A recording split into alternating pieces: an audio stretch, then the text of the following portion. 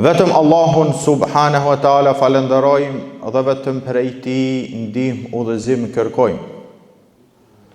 Salavatet, selamet qofshin mbi Muhammedin sallallahu alaihi wasallam, mbi shokët e tij, mbi familjen e tij dhe mbi të gjithë ata të cilët e ndjekin rrugën e tij me sinqeritet deri në atë ditë ku thot Allahu subhanahu wa taala yawman la yanfa'u malun wala banun illa man ata Allah biqalbin salim.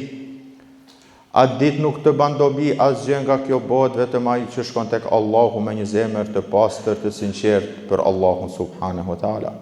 Rabbi shrah li sadri wa yassir li amri wahlul 'uqdatan min lisani yafqahu qawli.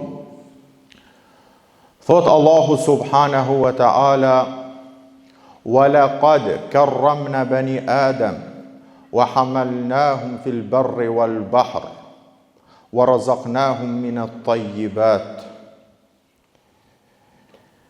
Ne thot e nderuam birin e Ademit, wa hamalnahum fil barri wal bahr, dhe përmes mjeteve të transportit e bartëm atë në tokë dhe në det.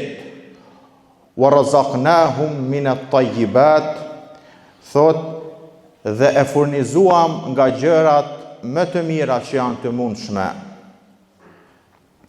Wa faddalnahum ala kathir mimman khalaqna tafdila, dhe e ngritëm mbi shumë dhe shumë krijesa të tjera.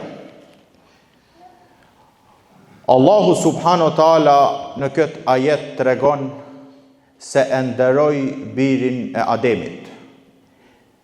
Të nderoj mua dhe ty.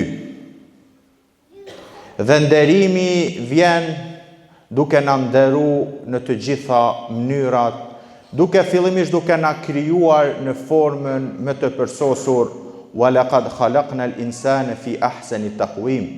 Ne e krijuam njeriun në formën më të mirë dhe në formën më të përsosur. Po ashtu ky nderim pra përfshin trupin, mendjen, shpirtin, shoqërinë dhe jetën në përgjithësi. Ndër pjesët më të rëndësishme që Allahu subhanahu wa taala e nderoi birin e Ademit është se zbriti një ligj hynor që i tregoi atij për gjërat e dëmshme që të mbrohet nga ato, sepse pa këtë dritë hynore, pa shpalljen, pa Kur'anin dhe Sunetin, njerëz nuk kishin qenë pra të vetëdijshëm se cilat janë gjërat e dëmshme dhe cilat janë gjërat e dobishme që janë. Allahu subhanahu wa taala është i drejtë. Dhe kur i dërgoi pejgambert, me ato pejgamber zbriti libra për një arsye, që njerëzit mos t'i marrë në llogari dhe mos t'i dënoj dhe kështu me radh, para se janë ngrit atyre argumentin. Dhe tha: "Wa ma kunna mu'adhibina hatta nab'atha rasula." Ne askënd nuk do ta marrim në pyetje, nuk do ta marrim në llogari, nuk do ta dënojmë derisa t'i dërgojmë pejgamber, t'i zbresim libra, t'ia bëm të qartë të vërtetën dhe jo të vërtetën. Pastaj ai që devijon pasi është bërë e qartë e vërteta. Po ashtu Allahu subhanahu wa taala me një hadith kutsi thot: "Inni khalaqtu ibadi hunafa fajtalathum ash-shayatin wa harramat alayhi ma ahlaltu lahum." Unë, robërit e mi, i krijova në natyrshmëri të pastër, në rrugë të drejtë. Mirë po erdhi shejtani që t'i devijoj njerëzit nga rruga e drejtë dhe t'ju andaloj atyre atë që unë ja lejova dhe t'ja lejoj atyre atë që unë ja ndalova dhe kështu me radhë. Të nderuar vëllezër, Allahu subhanahu wa taala historikisht na flet për popujt në Kur'an. Dhe arsyeja pse na flet për popujt në Kur'an dhe na tregon për tregimet e tyre, thjesht nuk është vetëm se ne t'i lexojmë këto në si lloj tregimesh. Mirë po, ato janë pjesë e historisë dhe ne jemi pjesë e historisë. Për ne ato popuj janë popujt e kaluar dhe ne për ato që vinë pas nesh do t'jemi popuj që kemi kalu. Pra thjesht ne jemi një pjesë e historisë. Dhe Allahu subhanahu wa taala na tregon për popujt e mëhershëm që mos të bijmë në ato gabime që kanë ra popujt e mëhershëm. Është interesant, të nderuar vëllezër, se Allahu subhanahu wa taala asnjëherë nuk ka dënu dhe nuk ka zbrit dënimin e tij mbi një popull nëse ai popull thjesht ka bën ndonjë mëkat spontanisht. Nëse njëri bën ndonjë mëkat spontanisht, ka mundësi që personi të ketë pasoja, mirë po jo si shoqëri e pra në përgjithësi. Të vetmin rast që Allahu subhanahu wa taala na tregon se ka zbrit dënim të popujt e mëhershëm është kur një popull është identifiku, e ka legjitimu dhe mëkati është bë pjesë e historisë së atij populli. Jo thjesht vetëm se ka bë mëkat. Kështu Allahu subhanahu wa taala i trajton mëkatet. Allahu subhanahu wa taala ka ligje në këtë planet. Dhe para se zbret një dënim tek një popull, duhet ai popull t'i plotësojnë disa kushte. Duhet ai popull t'i largohen disa pengesa dhe kështu me radhë. Kur flet Allahu subhanahu wa taala për popullin e Lutit, që ata kanë bërë një vepër që deri në atë kohë askush se kishte bërë, dhe tregon se e ka dënu popullin e Lutit. Allah nuk e ka dënu popullin e Lutit vetëm se ka qenë populli i Lutit, apo popull tjerë, vetëm se kanë qenë popull tjerë. Mirë po ata kanë bërë disa gabime, disa mëkate, që Allahu subhanahu wa taala pra e ka legjitimu zbritjen e dënimit të Allahut subhanahu wa taala. Pra, wa ta'tuna fi nadikumul munkar. Ju thot mëkatet, keni filluar t'i bani haptazi dhe sheshazi. Thjesht filan mëkati, ju jeni ba dhe identifikoheni me filan mëkatin. Pra, kur themi popullin e Lutit, e dim se çfarë mëkatit ka ba populli i Lutit. Pra, popull që identifikohet me një mëkat të caktuar. Pra, momentin që një popull, një qytet, historia pra, tregon se identifikohet me një mëkat të caktuar, Allahu subhanahu wa taala tregon se ka zbrit dënimin mbi atë popull. Allahu subhanahu wa taala në shumë ajete dhe pejgamberi sallallahu alaihi wasallam në shumë hadithe na tregon se Islami të nderuar vëllezër ka ardhur mi mbrojt 5 qëllime themelore.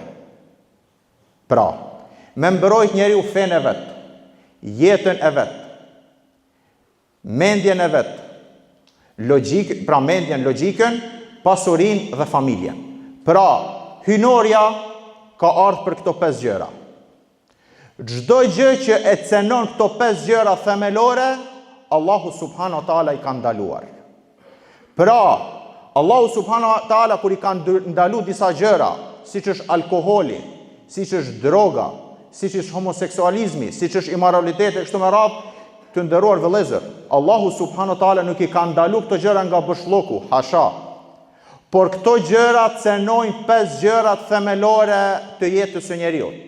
Pra, alkooli cenon fenë, alkoholi cenon mendjen, alkoholi cenon pasurinë, alkoholi cenon familjen, alkoholi pra cenon pra edhe nderin. Sepse ai njeri që dihet pra përfundimi i tij.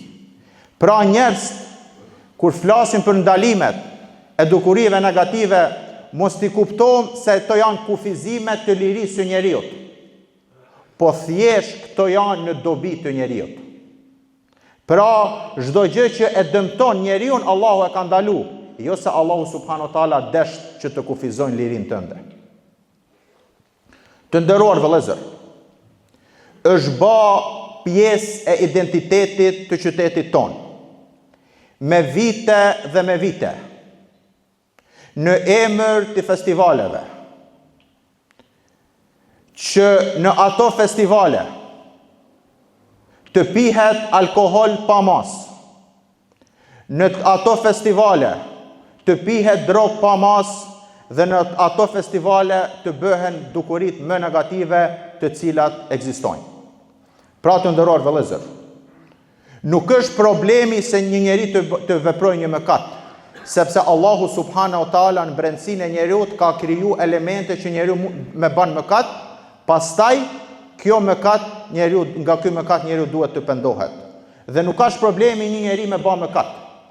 Mirë po është problem që pjesë e historisë së qytetit tonë me data të caktuara, të njihet qyteti jonë për festivale të caktuar, që dihet se në ato festivale çdo gjë ka, vetëm kulturë, civilizim dhe emancipim në ka. Në emër të festivalit të nderuar vëllezër, nuk ka të bëj asgjë me kulturë, nuk ka të bëj asgjë me gjëra të dobishme çka pra i kontribon shoqërisë sonë. Pra të nderuar vëllezër, Allahu subhanahu wa taala, si thash, historikisht nëse e marrim nga Ademi pra dhe deri tek pejgamberi sallallahu alaihi wasallam, kur flet për popull, ne nuk kemi dënu asnjë popull, thjesht nëse një popull ka bërë një mëkat. Thash, si individ mund të kesh pasoja.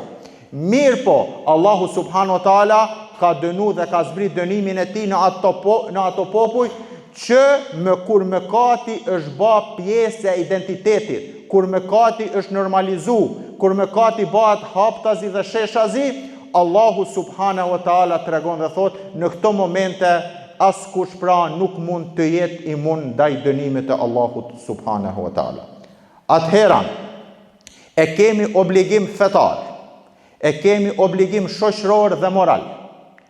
Çdo kush të kontribojnë sa ka mundësi tek rrethi të cilin gëzon respekt, që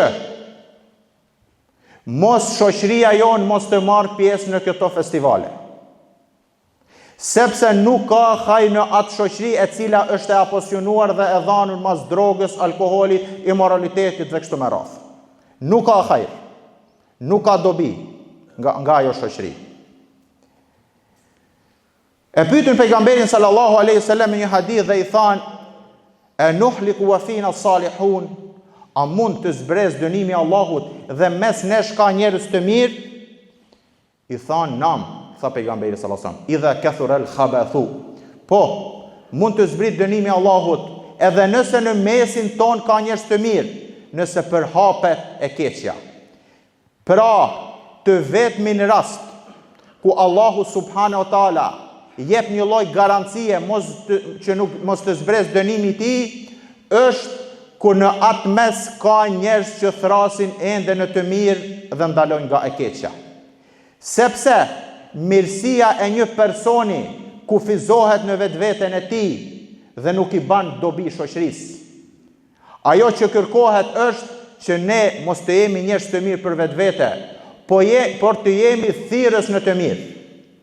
Walladhi nafsi Muhammed biyadi, tha pejgamberi sallallahu alaihi wasallam, pasha shpirtin, pasha pra atë që shpirti jem ish në dorën e tij, la ta'muruna bil ma'rufi wa la tanhauna 'anil munkar, ose do të thini në të mirë, ose do të ndaloni nga keqja, o la yushikanna, apo do të jetë afër zbritja dënimit të Allahut subhanahu wa taala. Atëherë thot: "Fatad'una Allah", atëherë i luteni Allahut, "fala yustajab lakum", mirë po nuk ju përgjigjet. Allahu subhanahu wa taala kur tregon për popujt më herët, ata popuj la Allahu amanet mbi atë popuj që t'i thrasin njerëz në rrugë të drejtë. Dhe tha: "Wa idh akhadha Allahu mithaqa alladhina utul kitaba La tubayyinunnahu lin-nasi wa la taktumunahu. Allahu e mori amanet.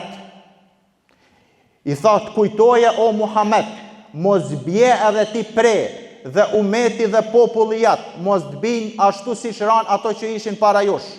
Çka o Allah? Tha e morën amanet. La tubayyinunnahu lin-nasi wa la taktumunahu.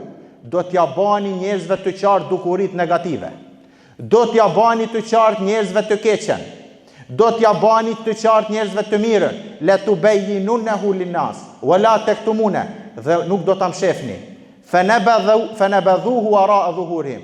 Mirë po ata nuk punun me këtë amanet që e morën dhe e hedhën, thot Allahu, pas shpine amanetin që e morën, dhe thot washtaro, dhe me thonë, dhe e blen për diçka shumë të vogël, fe bi se ma e shterun, shumë gjatë të keqe, pra kompenzim të keq kanë ba. Pra e lanë të vërtetën për interesa shumë të vogla të kësaj bote. Pra të nderuar vëllezër, thash, e kemi fillimisht obligim fetar, e kemi obligim shoqëror, nuk ka dobi nga ajo shoqëri e cila është e dhanur mas drogës, alkoholit, immoralitetit dhe gjërave negative. E kemi obligim moral. Çdo gjë që prek dhe cënon moralin e kemi të obliguar që të thrasim dhe sa kemi mundësi të ndalojmë njerëz të qasen dhe të ekspozohen ndaj këtyre dukuri negative.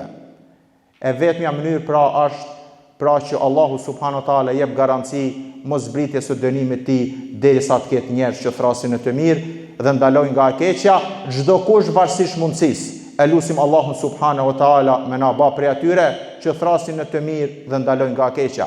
E di, edhe është fakt që një njeri dhe dy njerëz nuk munden të ndalojnë dukurit negative të përhapura në qytet dhe kështu me radhë. Mirë po thjesht të japi maksimumin dhe kontributin çka kemi mundësi që nesër kur të dalim para Allahut subhanahu wa taala mos të hyjmë në atë ajet ku thot Allahu e keni marr amanet, e keni marr premtim se do t'ja bani të qartë njerëzve të keqen dhe të mirën, të bardhën dhe të zezën, dhe kët e lat mas shpine dhe e mshefët. Aqulu qawli hadha astaghfirullaha li wa lakum wa lisail